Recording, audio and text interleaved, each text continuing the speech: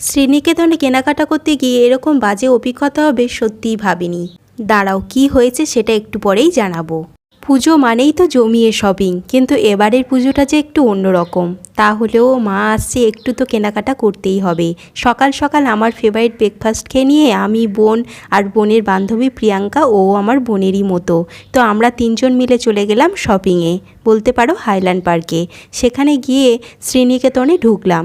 ঢোকার পর মায়ের একটা শাড়ি এক্সচেঞ্জ করা ছিল, আগে নিয়ে গেছিলাম, যেটা মায়ের পছন্দ হয়নি, তাই এক্সচেঞ্জ করাতে গিয়ে একটা অন্যরকম অভিজ্ঞতা হলো। যখনই বললাম এই শাড়িটা এক্সচেঞ্জ করব, তখনই আমাকে তো এটা ওটা কোশ্চেন করতেই লাগলো। এ শাড়ি এক্সচেঞ্জ হবে না, এটাকে খুলে দেখা হয়েছে, কত কিছু আমাকে এক্সকিউজ দিল, এমন বাজে ব্যবহার করলো।